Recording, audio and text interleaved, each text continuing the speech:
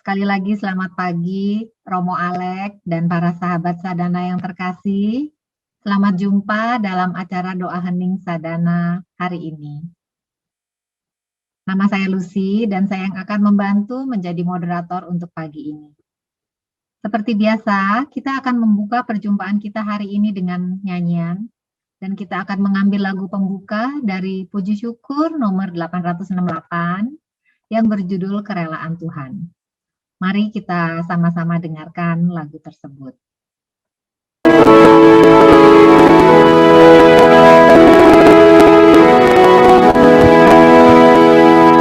Kerelaan Tuhan hendak ku nyanyikan selama-lamanya. Kerelaan Tuhan hendak ku nyanyikan selama-lamanya. Aku hendak menyanyikan kasih setia Tuhan selama-lamanya, hendak menuturkan kesetiaan-Mu turun-temurun, sebab kasih setia-Mu dibangun untuk selama-lamanya. Kesetiaan-Mu tegak seperti langit.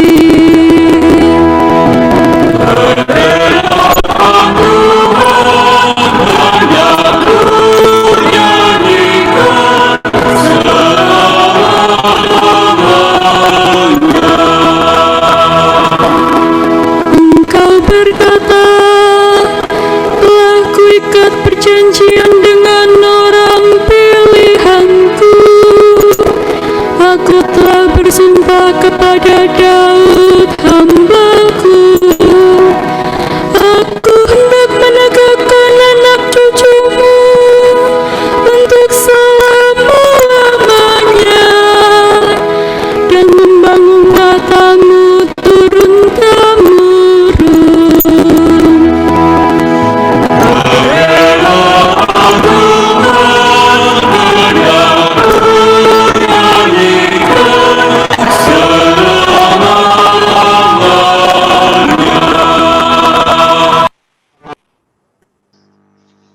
Demi nama Bapa dan Putra dan Roh Kudus.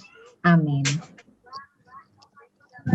Kala hari ini kami dapat berjumpa kembali dalam doa hening. Kami percaya ini semua akan dapat lebih mendekatkan diri kami kepadamu. Bukakan hati kami sehingga kami bisa masuk dalam keheningan doa melalui bantuan Roh Kudus-Mu. Demi Yesus Kristus, Putra-Mu, yang bersama Dikau dan Roh Kudus hidup dan berkuasa sepanjang segala masa. Amin. Demi nama Bapa dan Putra dan Roh Kudus. Amin. Sekarang, mari kita dengarkan pengantar doa hening yang akan dibawakan oleh pembimbing kita. Silakan Romo Alek. Oke, terima kasih Ibu Lucy, dan sekali lagi selamat pagi untuk sahabat-sahabat Sadana dan saudara-saudari sekalian yang kukasihi. Supaya kita bisa masuk ke dalam keheningan doa, karena ini doa hening, mari kita lakukan satu latihan masuk ke dalam keheningan yang disebut Vipassana. Ini sumbangan dari Hinduisme. Vipassana adalah latihan kesadaran akan body sensations. Kesadaran akan perasaan-perasaan pada tubuh, mulai dari ubun-ubun sampai ke telapak kaki.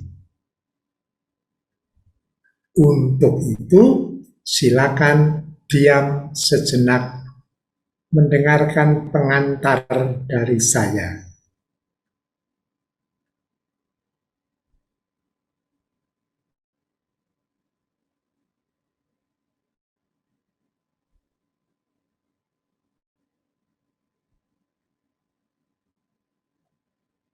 kita rasakan dalam tubuh kita sendiri-sendiri. Mungkin ada perasaan sejuk pada ubun-ubun.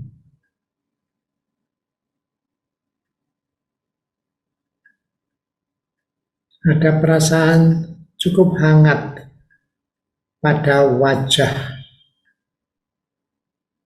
pada dahi,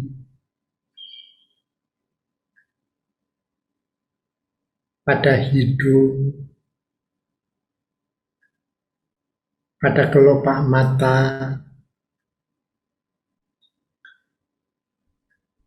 pada telinga dan bibir.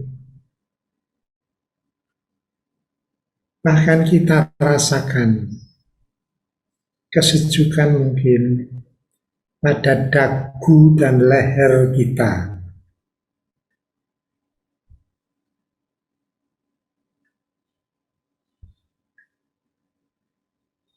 Kita rasakan sentuhan pakaian pada tubuh kita.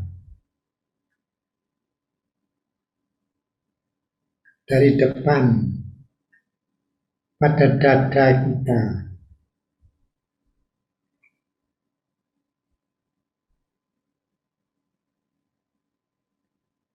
pada pinggang kita,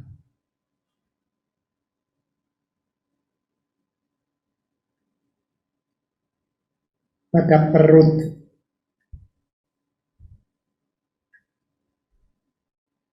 kita rasakan sentuhan pakaian pada paha,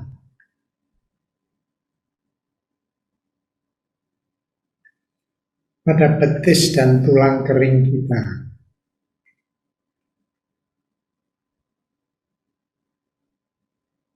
Kita rasakan sandal atau sepatu pada telapak kaki kita.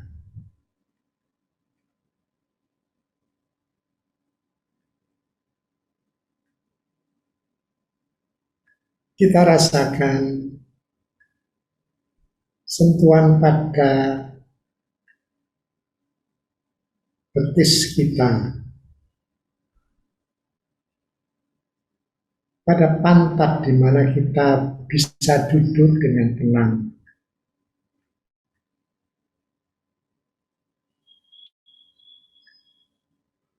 Kita rasakan sentuhan pakaian pada bagian belakang kita, punggung kita.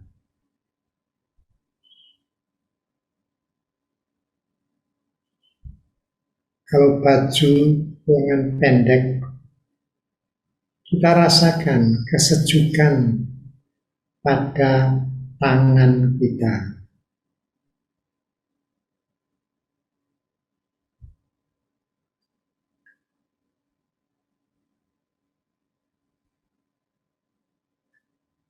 Kita rasakan kesejukan pada bagian belakang kepala kita. Kembali sampai ubun-ubun.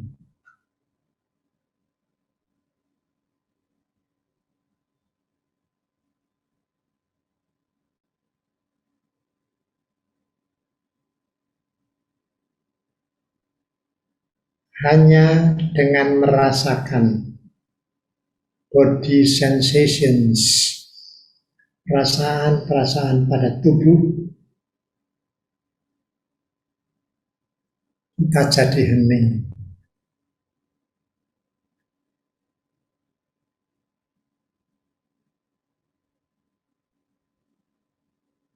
Hening penuh syukur atas kesehatan, atas kehidupan yang masih dilindungi oleh Tuhan.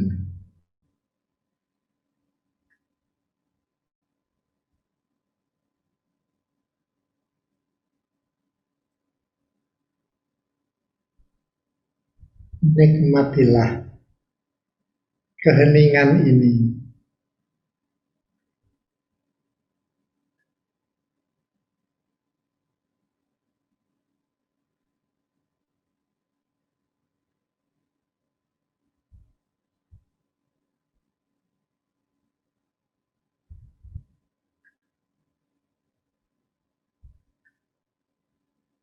Terima kasih. Sementara kita sambil menikmati keheningan, saya akan menyampaikan tema dari acara doa hening kita pagi hari ini. Temanya berbunyi, Allah Tuhan kita bagaikan investor. Allah Tuhan kita seperti investor.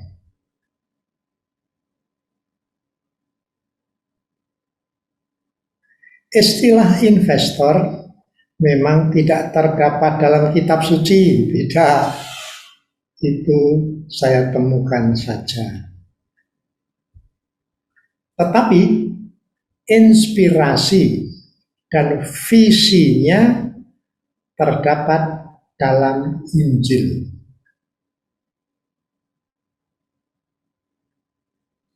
Khususnya yang saya pilih dari Injil yang nanti akan kita dengar, Injil Matius bab 13 ayat 44 sampai 46.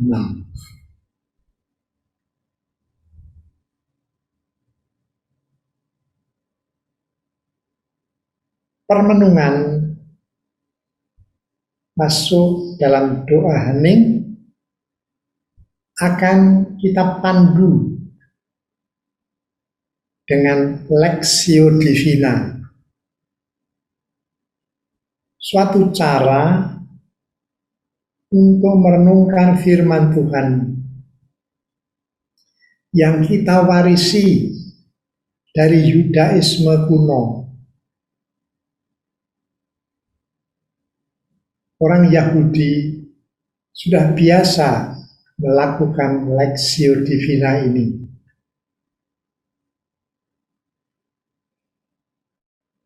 Kemudian seorang yang bernama Santo Benedictus dari Nursia,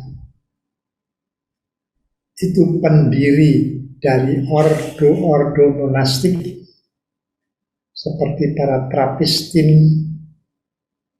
para Trapis, Jawa Seneng, atau seperti para Karmelites di Batu dan Palangkaraya, semua sangat kenal dengan Lectio Divina. Cara meresapkan firman Tuhan dari kitab suci lewat 4 langkahnya. Pertama, Lectio, artinya pembacaan. Lalu meditasio, mencermati firman Tuhan dengan teliti untuk menangkap kebenaran-kebenaran yang tersimpan di dalamnya. Ketiga, kontemplasio. Dalam kontemplasio, kita cermati tanggapan atau reaksi batin kita demi penerapan kebenaran dalam kehidupan nyata hidup kita masing-masing. Langkah keempat, orasio. Orasio adalah doa. Koloquium dalam bahasa Latin, curhat dalam bahasa Indonesia. Komunikasi antar pribadi, pribadiku dengan pribadi Tuhan. Dalam orasio, kita ungkapkan pemahaman baru kita. Kita dengarkan bisikan Tuhan, bisikan Roh Allah dalam batin kita.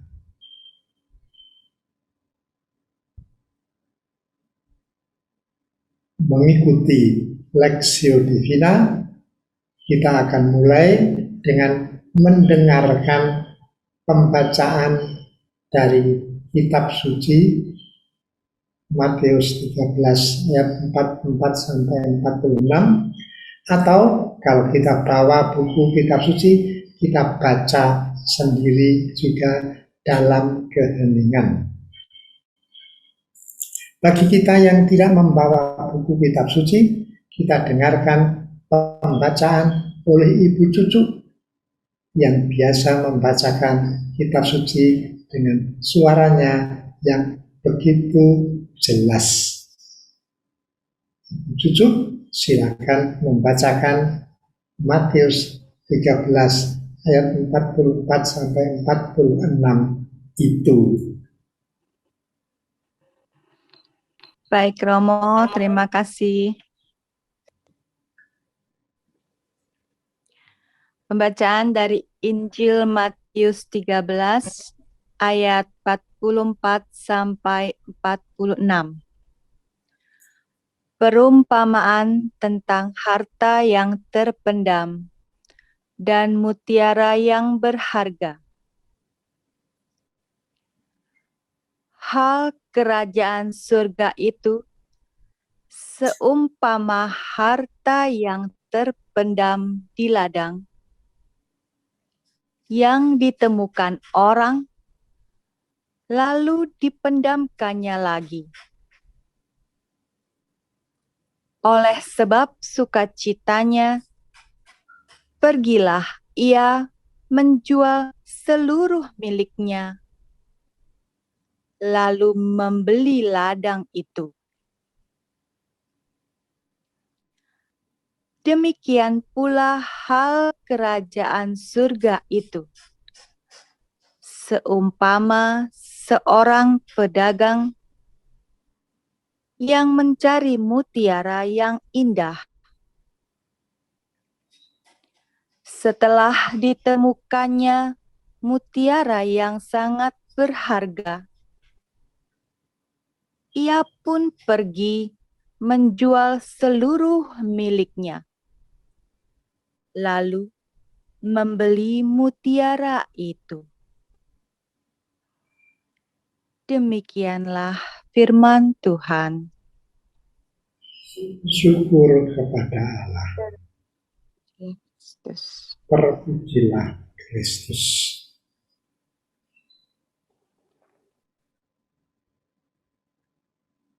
Demikianlah Lexio, pembacaan kutipan atau perikop yang singkat tetapi mempunyai kebenaran, berisi kebenaran-kebenaran.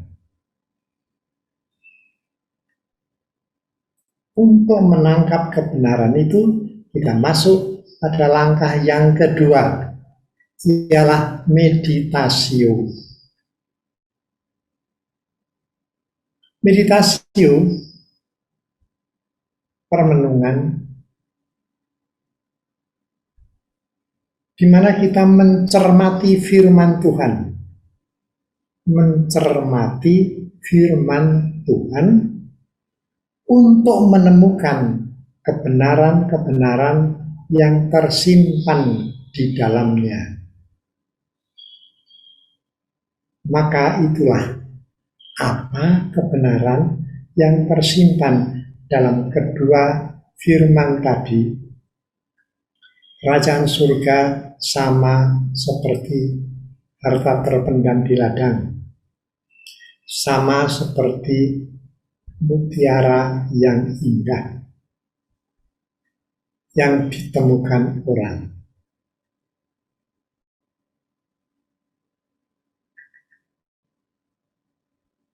Pertama, kita cermati kata kerajaan surga. What is the kingdom of heaven? Apa itu kerajaan surga? Kerajaan surga adalah istilah yang ditemukan oleh orang-orang Yahudi. Istilah ini adalah kata-kata pengganti untuk kata Allah. Mengapa? Karena dalam 10 perintah Allah, Dekaloh namanya, Decem itu 10, Logos itu hukum. Dalam 10 perintah Allah ada larangan jangan menyebut nama Tuhan Allahmu tidak dengan hormat.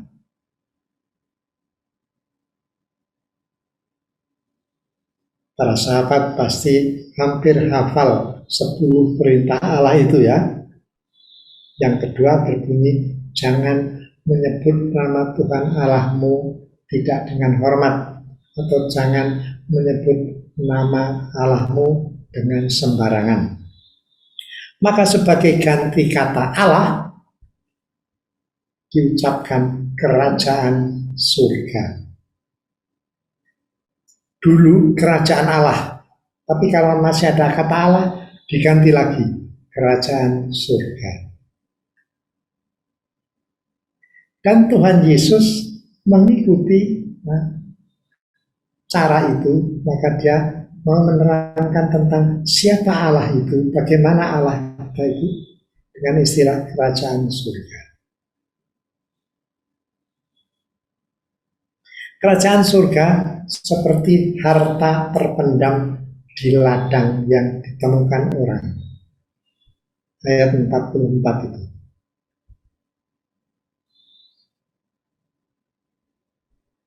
Lalu juga kerajaan Allah itu seperti mutiara yang indah yang ditemukan oleh pedagang.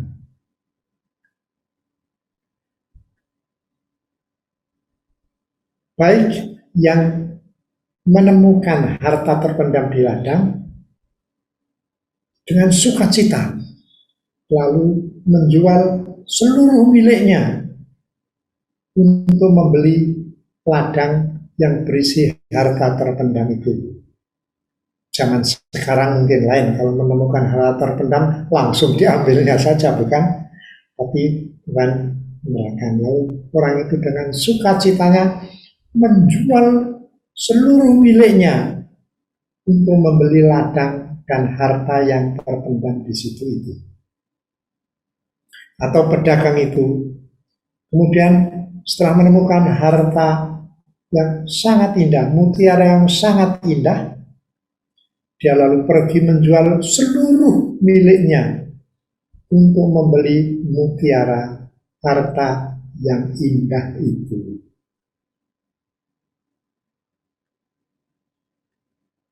Kita bertanya, apa kebenarannya? Harta terpendam di ladang dan mutiara yang indah itu adalah kita umat manusia. Bukan Tuhan, tapi kita umat manusia yang ditemukan oleh Tuhan. Aneh bukan? Tuhan sudah tahu segalanya, kok menemukan. Tapi itulah Allah kita, misteri yang tidak dapat kita terangkan dengan tuntas, dengan kata-kata kita sendiri. Maka sekali lagi, harta yang terpendam di ladang dan mutiara yang sangat indah, itulah seluruh umat manusia. Bukan malaikat, tapi seluruh umat manusia, termasuk saya dan Anda, termasuk kita masing-masing. Inilah kebenaran yang sulit kita pahami. Kita masing-masing itu sangat berharga di mata dan di hati Tuhan. Sedang yang menemukan harta terpendam dan menemukan mutiara yang sangat indah, itulah Tuhan Allah kita sendiri. Lalu disinilah muncul inspirasi tentang investor. Allah kemudian menanamkan investasinya yang sangat indah. Dia menjual seluruh harta miliknya. Harta milik Allah Bapa yang paling berharga yang dia tanamkan ialah anaknya sendiri.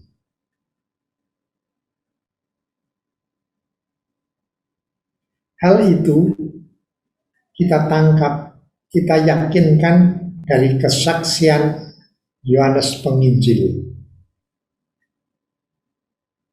Bab 3 ayat 16, Yohanes menulis, begitu besar cinta Allah akan dunia ini, sehingga Ia mengaruniakan anak tunggalnya, supaya setiap orang atau semua orang yang percaya kepadanya tidak binasa, melainkan mendapat hidup yang kekal.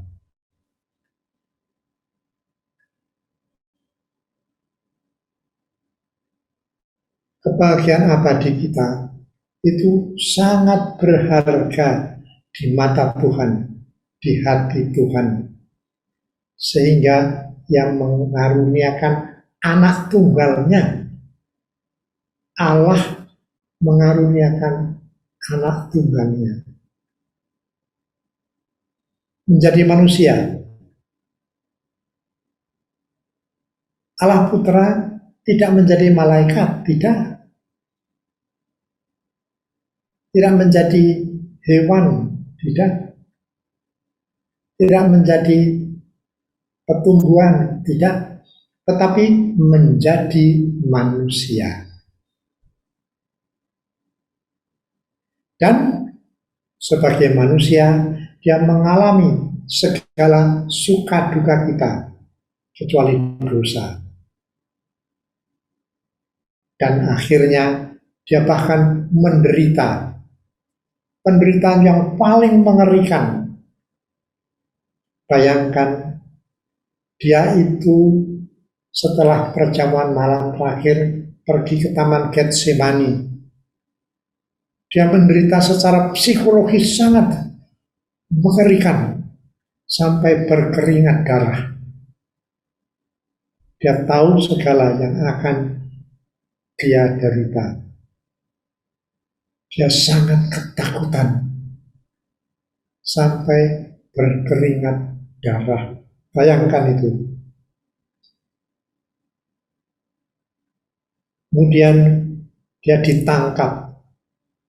Oleh siapa? Oleh ulah dari Yudas yang dia pilih, yang dia cintai. Dan oleh para imam, para Farisi, tokoh-tokoh agama Yahudi. Kemudian dia diserahkan oleh Pontius Pilatus untuk disesah. Dalam bahasa Jawa disapu. Sapunya itu terdiri dari tali, tapi pada ujungnya ada paku dan ada potongan-potongan besi. Sehingga kalau disabetkan pada punggung, daging itu ikut tertarik. Berita yang sangat mengerikan. Kita tertusuk dengan satu jarum, satu duri saja sudah sakit. Ini 39 kali pukulan dengan banyak tali, dengan banyak paku dan besinya. Kemudian dia memanggul salibnya dengan kekuatan yang hampir habis sampai jatuh 3 kali, kemudian dikatakan dalam salib itu. Akhirnya dia dipaku kaki dan tangannya, paku yang besar, mungkin sebentar ibu jari kita, menancap di kedua kaki dan tangan kanan kiri.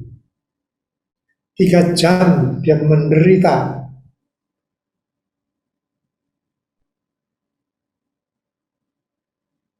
Sampai dia berteriak, "Allahku, ya Allahku, mengapa engkau tinggalkan aku?"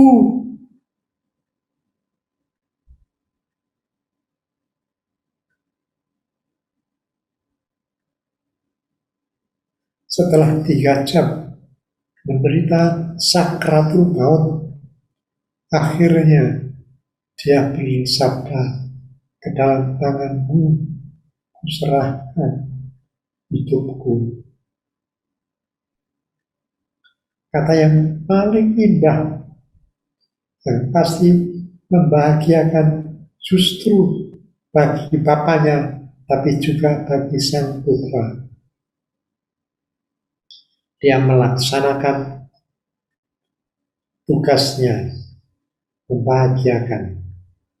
Kemudian dia dimakamkan dan ditulis dalam kisah dalam Kredo Rasul-Rasul, dia wafat dan dimakamkan. Lalu dia berkunjung di tempat penantian para papa-papa gereja, para papa-papa bangsa, Abraham, Iska, Yakub, dan lain-lainnya. Dan Santo Petrus berkata, di tempat penantian itu Yesus mewartakan Injil. Dan pada hari ketiga dia bangkit, bukan main, duduk di sisi Bapa, menjadi jaminan keselamatan kita. Harta yang terpendam di ladang, mutiara yang indah, itu diinvestasikan oleh Bapa dengan hidup putranya, dengan kematian putranya, dengan kebangkitan putranya. Dia menjual seluruh miliknya untuk mendapatkan harta yang terpendam dan mutiara yang indah. Kita umat manusia dan diriku, diri Anda masing-masing juga. Itulah kebenaran-kebenaran yang bisa kita tangkap, yang tersimpan dalam perumpamaan yang sederhana tadi.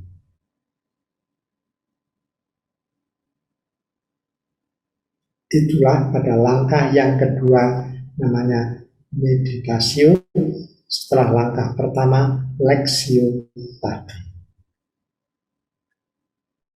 Kita masuk ke langkah ketiga, kontemplasio.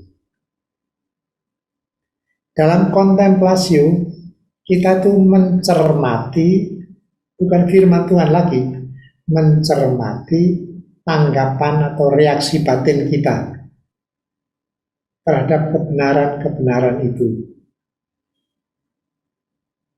Dan kita tanyakan bagaimana menerapkan kebenaran itu dalam kehidupan nyata kita. Maka dalam kontemplasi kita cermati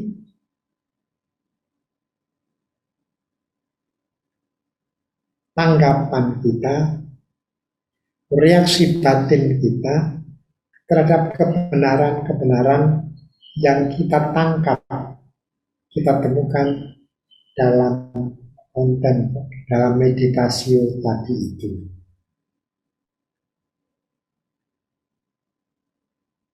untuk membantu penemuan itu, istilahnya untuk membantu refleksi kita, untuk melihat tanggapan dan reaksi batin kita, mungkin paling mudah kita coba jawab pertanyaan-pertanyaan berikut ini.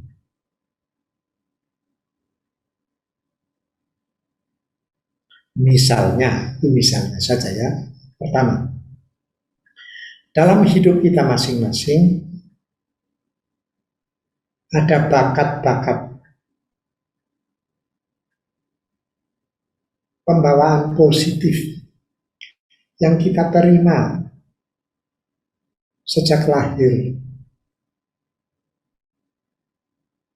Anak lahir itu ada yang sabar, ada.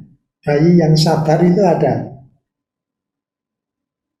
Yang lain mungkin bayi yang suka nangis keras. Ada anak kecil yang rajin, suka membantu mamanya.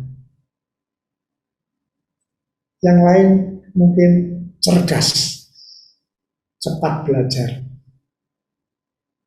cepat bisa omong. Ada anak kecil yang lama nggak bisa omong, tapi kakinya itu lebih cepat bergerak. Sudah bisa jalan, belum bisa omong. Yang lain sudah pintar omong, belum bisa jalan. Kita bertanya, apa bakat-bakat yang diberikan Tuhan sehingga aku dihargai oleh orang tua, oleh kakak, oleh kokoh, sehingga aku itu sudah kelihatan berharga sejak kecil. Apa itu?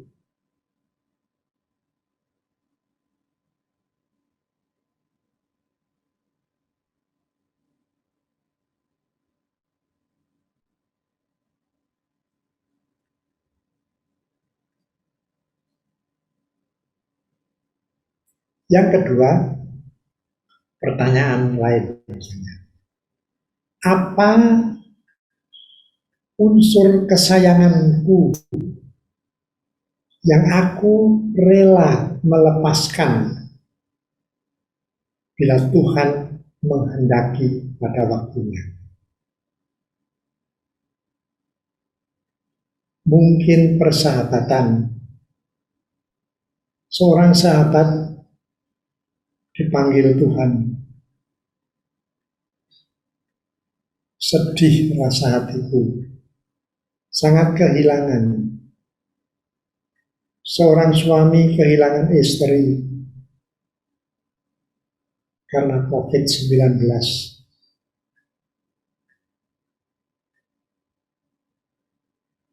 Dia berkata, lalu untuk apa hidup selanjutnya? Dia sangat sedih.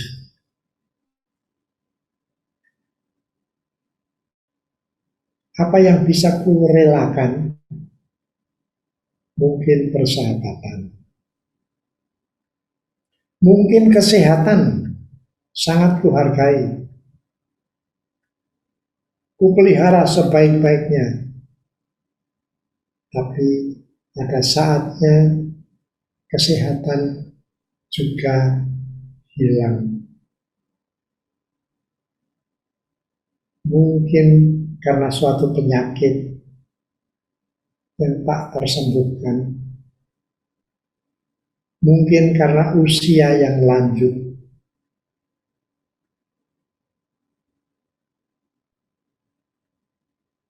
Mungkin mata yang jernih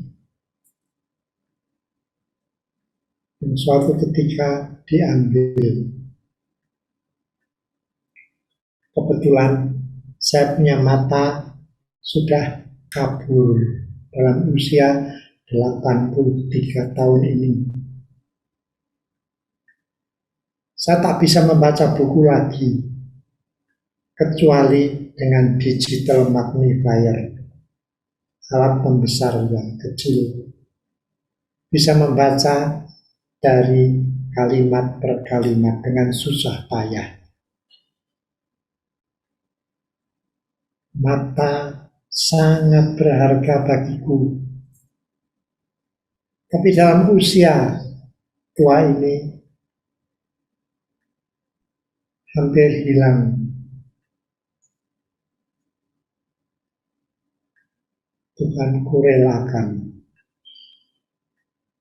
kejernihan mataku.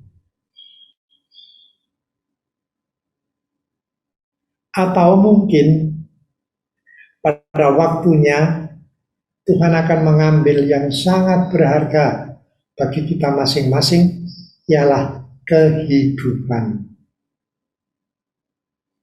Suatu saat kita akan mati, hidup diambil oleh Tuhan.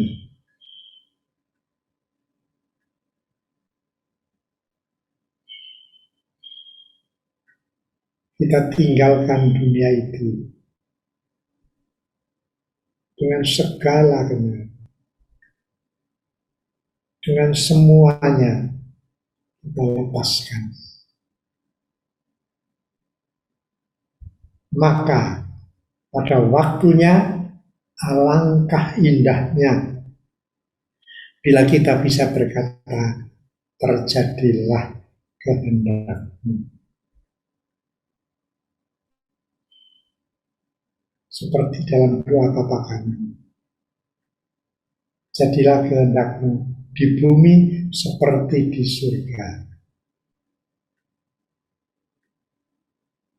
Dalam kerelaan itu ada kepercayaan Tuhan menyediakan yang terindah. Yesus bahkan berkata, jangan gelisah hatimu, percayalah kepada Allah, percayalah kepadaku juga. Di rumah Bapakku ada banyak tempat. Aku pergi menyiapkan tempat bagimu. Dan kalau aku sudah menyiapkan tempat itu, aku akan datang membawa kamu, supaya di mana aku berada, kamu pun berada juga. Di mana Yesus berada? Di surga.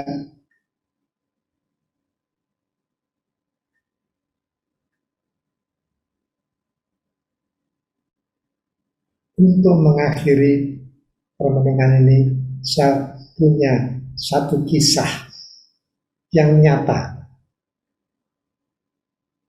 Kira-kira 20 atau 21 tahun yang lampau, aku kenal satu keluarga di Jogja. Keluarga itu dianugerahi 3 orang anak laki-laki. Keluarga yang cukup sederhana. Untuk pembiayaan sekolah anak-anak, Bapak Ibu setuju melepaskan 2 bidang tanah warisan kekayaan mereka, supaya bisa membiayai sekolah atau kuliah anak-anak. Pada waktu itu anak pertama, anak sulung, sudah hampir selesai di Universitas Diponegoro di Semarang itu. Tetapi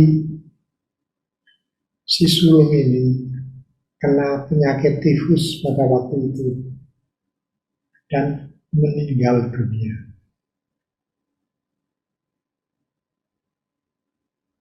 Bapak begitu terpukul dengan kekecewaan sampai sukar tidur dan tidak suka makan. Dia punya selera untuk makan.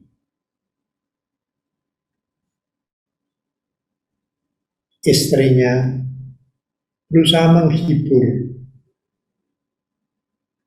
Dia bercerita, konon aku berkata kepada suami saya, bapaknya anak-anak, Pak, kita tidak gagal. Tidak. Karena Sipur anak kita sulung itu anak yang baik. Dia ramah. Dia menjadi anggota OMK paroki yang aktif.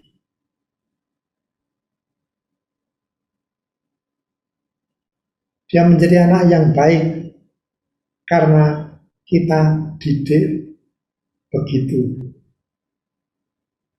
Kita sudah sebagai orang tua mewariskan, menginvestasikan kehidupan kekal di surga bagi dia. Begitu bukan? Ketika bapaknya mendengar, dia terdiam, kemudian menjawab, kau betul. Kita sebagai orang tua sudah menginvestasikan kerajaan surga, kebahagiaan abadi di surga bagi Sipur anak kita itu.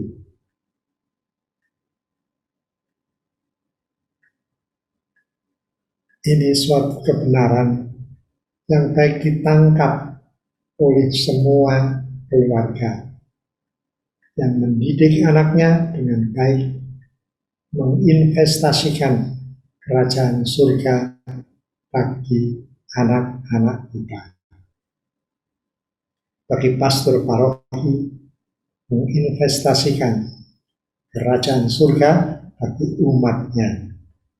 Saya berusaha seperti itu dengan renungan-renungan sadana. Sekian dari pihak saya kembalikan kepada MC atau kepada Bu Lucy yang tadi memandu acara kita.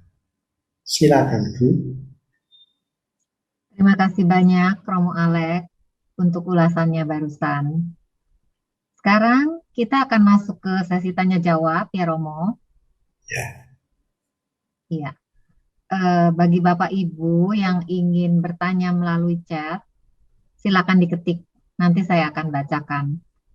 Dan bagi yang ingin bertanya langsung ke Romo, bisa raise hand. Nanti saya akan beri akses untuk bisa bicara.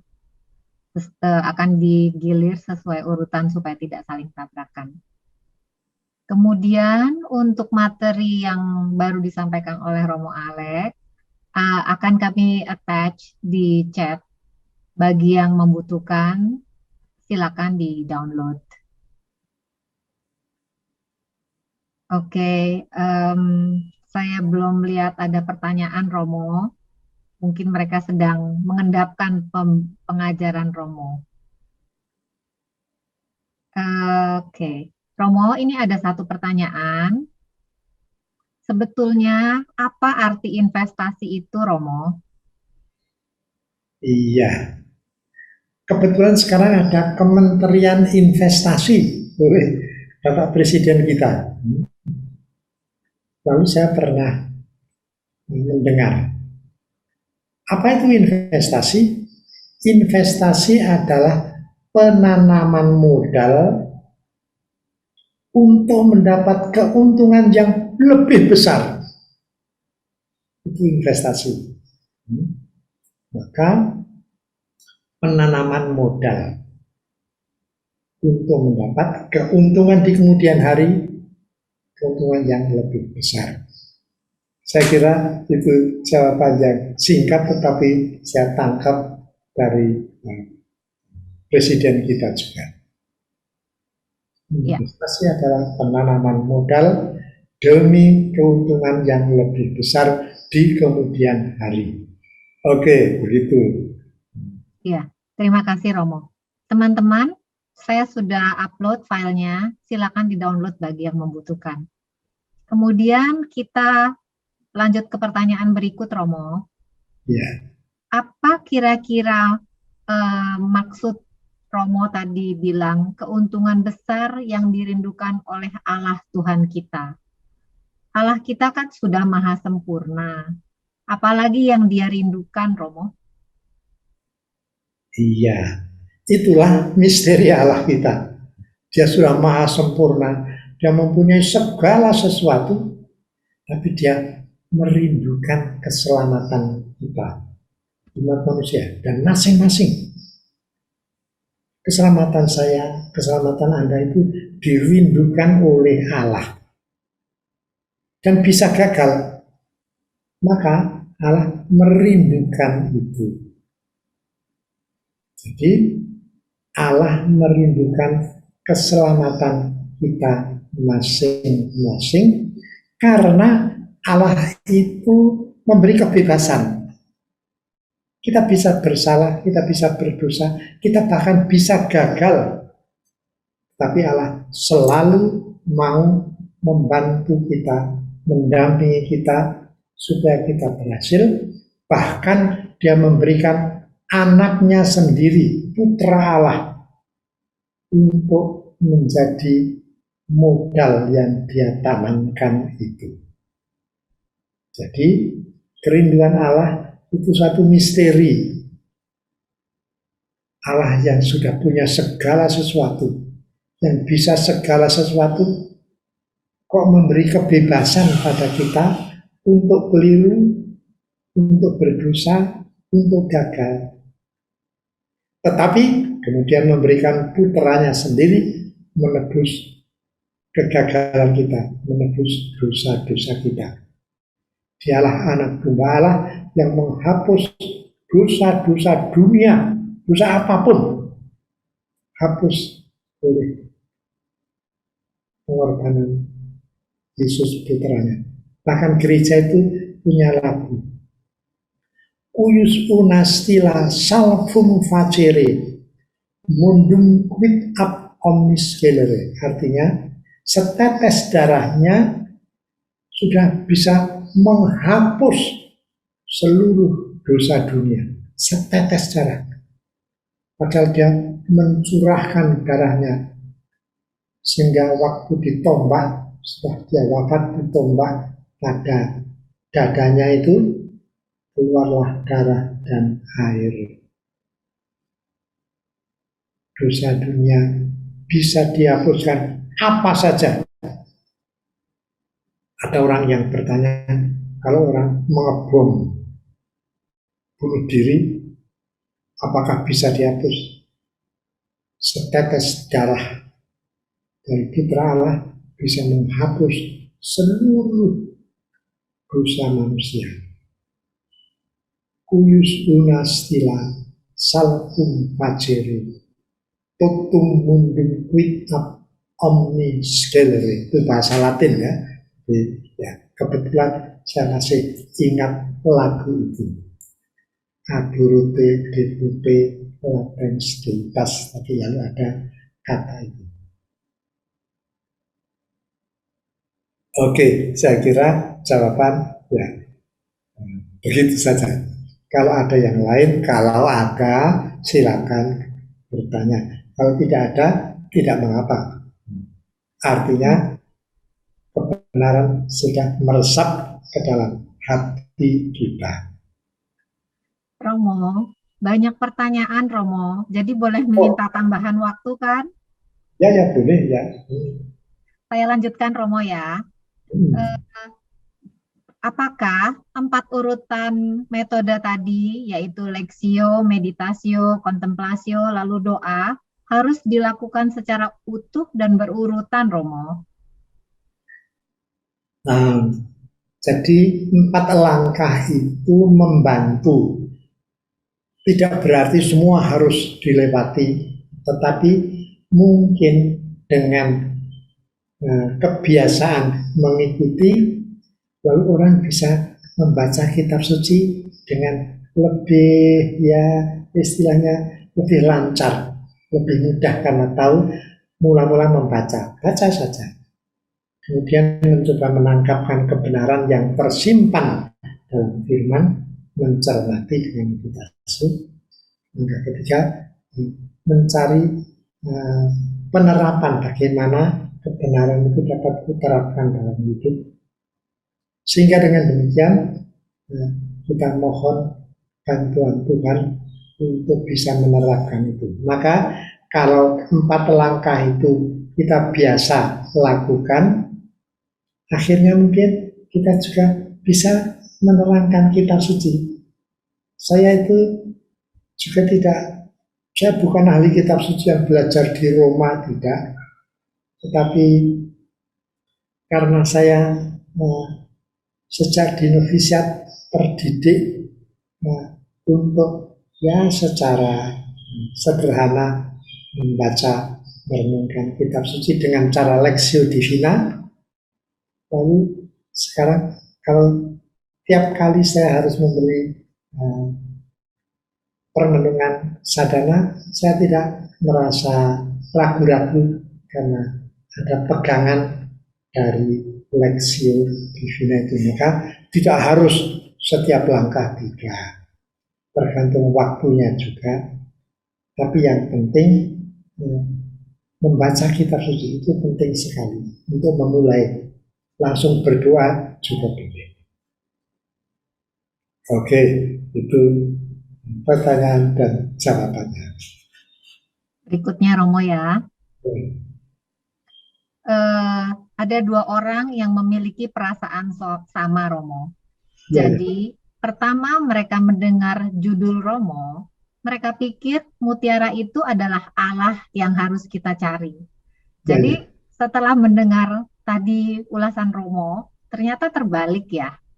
Nah, apakah bisa dibalik Romo, bahwa harta yang ternilai itu adalah Allah sendiri, sehingga kita rela untuk meninggalkan semuanya karena bertemu Dia dan memiliki Allah dalam hidup kita itu adalah hal yang paling utama. Bagaimana menurut Romo? Oke. Nah, itulah misteri Allah. Bisa dibalik-balik, dan di mana ada kebenaran, di situ ada Allah. Jadi mutiara yang hilang, mutiara yang indah, harta yang terpendam itu Allah. Kita mau melepaskan apa saja, termasuk kekayaan, termasuk sukses, bahkan termasuk kehidupan untuk mendapat Allah, itu juga bisa. Maka sekali lagi, kebenaran itu setiap kali bisa bertambah dalam renungan-renungan. Maka meditasi atau renungan kitab suci itu penting sekali. Dan kadang-kadang ada sharing dalam kelompok, masing-masing mengungkapkan penemuannya. Itu juga memperkaya hidup. Yang saya katakan tadi itu juga penemuan saya, tapi berdasarkan kesaksian dari Yohanes Penginjil bab 3 ayat 16 tadi. Allah begitu mencintai dunia sehingga mengaruniakan anaknya yang tunggal, supaya semua orang yang percaya tidak binasa, melainkan memperoleh hidup yang kekal. Maka berdasarkan Injil Yohanes tadi, saya menafsirkan yang menemukan harta terpendam itu Allah, sedang harta terpendam dan mutiara yang indah ialah kita. Tapi ya, itu salah satu cara menafsirkan kitab suci, tapi dengan suatu dasar. Nah, dasar saya adalah Injil Yohanes bab 3 ayat 16 itu. Oke, masih ada lagi? Iya Romo. Sebentar, yang barusan berarti tidak salah penafsiran 2 ibu yang tadi ya Romo. Memang bisa ditangkap berbeda-beda sesuai dengan pewahyuan Allah kepada kita masing-masing ya Romo. Ya betul, ibu itu benar juga. Jadi ibu itu suatu ketika akan melepaskan semua yang sangat berharga, termasuk hidup, supaya bisa bertemu dengan Allah. Mati itu bisa dianggap akhir perjalanan karena sudah sampai ke tujuan hidup. Ada yang mati usia 99 tahun seperti suaminya Ratu Elizabeth itu. Ada yang mati umur 30 tahun belum lama ini karena COVID. Ada yang meninggal umur 61 tahun. Maka mati itu sampai ke tujuan. Kecuali orang yang bunuh diri, saya tidak bisa menerangkan bagaimana itu. Tapi itu misteri dari kehidupan, misteri kerajaan surga juga. Katanya mereka akan ketemu bidadari atau berapa ya, saya itu tidak tahu itu, tapi itulah misteri. Hidup itu suatu misteri. Allah itu suatu misteri. Tak bisa kita terangkan secara tuntas dengan nalar kita, dengan kata-kata kita. Jadi ibu tadi betul juga. Iya, Romo. Ya, oke. Terima kasih, Romo. Terus ya, Romo. Ya. Tadi Romo berkata tentang hal yang paling berharga dalam hidup dan ikhlas bila diambil kembali oleh Tuhan. Pada waktu. Nah, iya betul Romo. Nah, bagaimana mencapai tahap ikhlas dan berserah seperti itu, Romo? Karena kadang dalam hidup sebagai manusia kan lebih banyak cemas dan khawatirnya, apalagi untuk sesuatu yang berharga, Romo. Iya. Jadi kerelaan, keikhlasan itu tidak selalu dengan sukacita. Kalau saya punya jabatan ya yang cocok, yang menghasilkan, lalu tiba-tiba karena pandemi aku di PHK, kulepaskan jabatan itu tidak dengan sukacita, tapi mungkin aku berusaha dengan rela hati. Artinya meskipun tidak dengan sukacita, Tuhan, ku terima pengalaman ini, kehilangan jabatan, berilah aku ketabahan untuk mencari cara, mencari nafkah untuk keluarga. Maka tidak dengan sukacita, tetapi dengan kerelaan. Kerelaan bisa tidak dengan sukacita. Tapi andai kata saya bisa berkata, syukur padamu Tuhan, aku kau lepaskan dari attachment, keterikatan pada jabatan. Segala yang baik itu baik, tetapi menjadi kurang baik kalau aku terikat. Maka kemerdekaan batin itu salah satu yang perlu kita kembangkan dalam kehidupan, supaya kalau ada hal yang atau unsur yang kusayang dilepas, aku menjadi bebas. Yesus sendiri waktu mau menderita, dia berdoa, Bapa, ambillah cawan ini daripadaku. Cawan artinya penderitaan itu. Tetapi kemudian dengan cepat dia berkata, tapi bukan kehendakku, tetapi kehendakmu lah yang bakal terjadilah.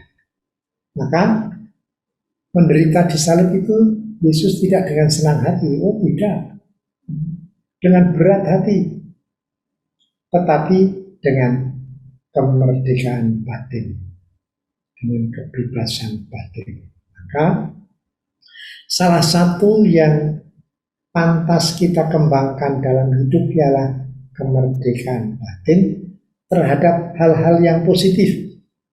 Kesehatan, persahabatan, jabatan, kehidupan, semua baik dan sedapat mungkin ku pegang teguh.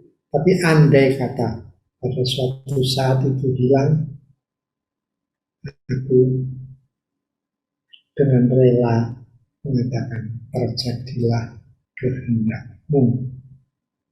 Dengan itu kita tidak kehilangan kedamaian dalam kehilangan, karena kehendak Tuhan terjadi. Dan yang ku cari adalah Tuhan. Itu kata dua ibu tadi. Yang harta terpendam mutiara yang paling indah ialah kehendak Tuhan. Itulah Yesus sendiri juga. Tapi bagi Yesus, kita umat manusia itu sangat berharga.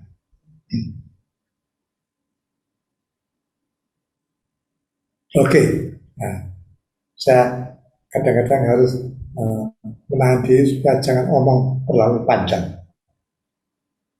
Kita tidak keberatan Romo dengar Romo terus ngomong. Saya lanjutkan Romo. Ya. Ya, ada Bapak yang bertanya, bagaimana bisa memasukkan keheningan dalam perasaan-perasaan di pelbagai tubuh seperti yang tadi Romo ajarkan? Iya. Mengenai keheningan itu ada macam-macam cara.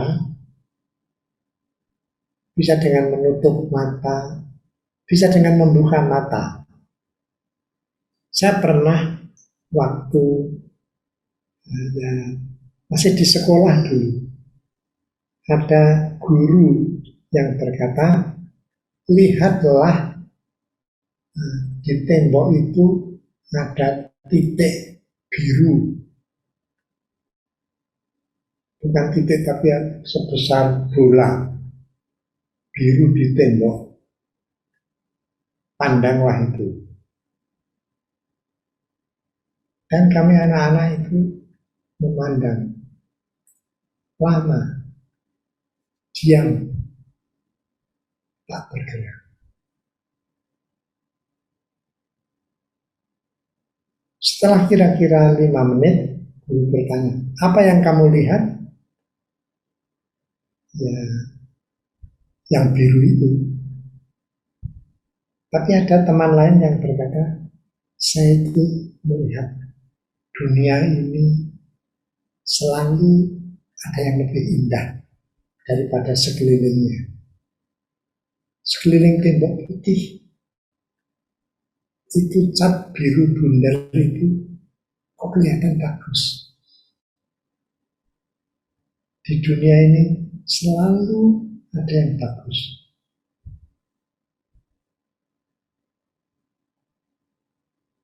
Teman yang lain berkata, hidup kita itu tidak menarik, tetapi selalu ada yang menarik. Tidak ada orang yang seluruhnya itu jelek. Selalu ada kebaikan pada orang yang jelek. Atau sebaliknya, selalu ada kejelekan bagi orang yang baik. Itu kata teman yang ketiga. Lalu guru berkata, lihat, hanya dengan melihat cat hijau di tembok, kamu mendapat inspirasi yang betul. Tidak ada orang yang 100% jahat, selalu ada baiknya. Tidak ada orang yang 100% baik, selalu ada kurangnya. Itulah kita manusia. Lihat, keheningan itu mengajar. Kalau kita berdoa, kita bercerita kepada Tuhan pengalaman kita hari itu. Tapi kemudian sebaiknya kita diam. Mencoba mendengarkan bisikan Tuhan. Mungkin dia punya pesan tersendiri. Dan kalau kita biasa masuk dalam keheningan, kita itu menjadi kaya dalam batin, menjadi pribadi yang berhikmah. Istilahnya kita tambah bijaksana. Kalau orang yang selalu omong saja, itu kurang menarik. Dalam relasi kita kan ada curhat ya, satu bicara, satu mendengarkan. Kalau yang satu bicara terus saja, yang mendengarkan capek. Maka dalam doa juga ada saat berbicara, ada saat mendengarkan. Dan mendengarkan itu paling baik dengan mulut tertutup, dengan silence, dengan keheningan.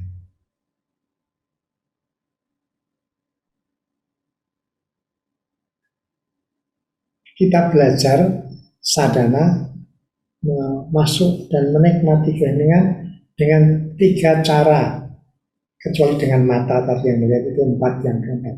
Yang pertama itu dengan kesadaran akan nafas, udara yang keluar masuk kita sadari, sadar. Itu intinya. Buddha Gautama itu selama hidup hanya mendengarkan. Nafasnya disebut anapana. Kebetulan saya pernah sampai di kota di mana dulu Sang Buddha itu hidup. Dan di sana ada keheningan. Kotanya tidak terlalu besar, tapi cukup damai juga di India itu. Ada lagi yang kedua, kesadaran akan body sensations, seperti yang saya katakan tadi. Itu tidak dari Buddhis, itu dari Hinduisme. Orang Hindu itu percaya pada Siwa, Wisnu, Brahma. Wisnu itu menjadi manusia, namanya Rama. Maka ada epos tentang Ramayana itu. Dan Krishna itu penjelmaan yang kedua. Maka bagi orang Hindu mendengarkan Allah Putra menjadi manusia itu tidak aneh. Itu bisa terjadi karena Wisnu bisa menjadi Rama, bisa menjadi Krishna. Sekarang ini zaman Krishna. Zaman Rama itu sudah sekian juta tahun yang lalu. Maka Hinduisme masuk dan menikmati keheningan dengan kesadaran akan body sensations. Sedang orang Chinese yang saya kenal itu masuk dalam keheningan lewat kesadaran akan suara. Suara kipas angin, suara serangga di luar, suara gugur di kejauhan, suara sepeda motor sayup-sayup. Hanya mendengarkan itu semua, 5 menit, 10 menit, hati jadi hening, jadi tenang. Maka sadhana adalah a Christian spirituality in Eastern forms. Artinya sadhana adalah spiritualitas Kristiani yang menerima unsur-unsur budaya dan agama Timur. Agama Timur itu ada Hinduisme, Buddhisme, Taoisme, dan Yudaisme. Yudaisme itu juga Timur. Maka sadhana itu terbuka terhadap unsur-unsur budaya dan agama Timur. Oke, ada lain lagi? Ya. Terima kasih Romo. Romo, masih ada 3 pertanyaan terakhir, tapi chat sudah saya stop sehingga teman-teman Kalau mau bertanya bisa di kesempatan yang nanti teman-teman ya, kasihan nanti Romo terlalu lelah. Sudah Iya, pertanyaan terakhir ya Romo? ya, Oke. Yang sekarang ada Ibu Feni bertanya, ketika meditasi, kebenaran itu ada dan bahkan sangat kuat di dalam hati, terasa, ya. dan ingin diterapkan setiap hari. Namun, selalu ada tantangan, Romo. Bagaimana cara Romo menyeimbangkan kesulitan tersebut agar kebenaran itu bisa memerdekakan batin? Iya, oke. Hidup adalah perjuangan. Itulah hidup manusia. Mungkin hidup malaikat lain ya. Hidup manusia itu selalu ada perjuangannya. Mau ramah, ternyata temannya itu rewel. Mau sabar, ternyata anaknya itu jahil ya kadang-kadang ya. Maka hidup adalah perjuangan. Dan dalam perjuangan itulah ada rahmat. Rahmat yang diberikan untuk menang dalam perjuangan. Kalau seorang itu baik, tetapi tetangga semua baik, tidak kelihatan baiknya. Tapi kalau orang itu sabar, ramah, juga kalau tetangga itu kadang-kadang ketus, dia tetap sabar, maka kebaikannya semakin menonjol, mungkin semakin kuat. Tertipu. Saya itu orang yang mudah tertipu. Terus terang saja. Pernah ada telepon. Saya Romo, dia sebutkan namanya. Di pagi saya sedang kesulitan uang. Dapatkah kirim uang? Ini nomor rekening saya. Lalu saya tanpa banyak pikiran, saya lihat ada uang sedikit, saya transferkan. Kemudian saya telepon kepada Romo yang bersangkutan. Dan berkata, apa? Aku minta uang padamu. Kamu kan dicililitan ora duit-duit. Jadi bukan Romo. Ya sudah tertipu. Tapi saya bilang dalam hati, Tuhan, saya memberi dengan kerelaan hati juga bagi yang menipu. Kebetulan telepon yang menipu itu saya catat. Saya telepon, Anda bukan Romo ya, tapi nggak usah menyesal, pakailah uang itu. Karena itu tidak akan tahan lama juga. Artinya ya sudah, kemurahan hati itu teruji dengan penipuan. Kesabaran teruji dengan keputusan saudara. Doa kita teruji dengan sedang malas. Maka Santo Ignatius pernah berkata, berdoalah pada waktu yang tetap, misalnya setiap jam 6 aku, atau setiap jam 5 aku bangun lalu doa sebentar, mungkin 3 menit, mungkin 5 menit, menjadi kebiasaan sehingga orang punya cara untuk mengatasi kemalasan dengan kebiasaan. Orang menyebut habitus est secunda natura. Kebiasaan itu membentuk kodrat kedua. Maka kalau kita punya kebiasaan baik, kita jadi orang baik. Kalau kita punya kebiasaan hening, kita jadi orang yang mendalam karena punya keheningan.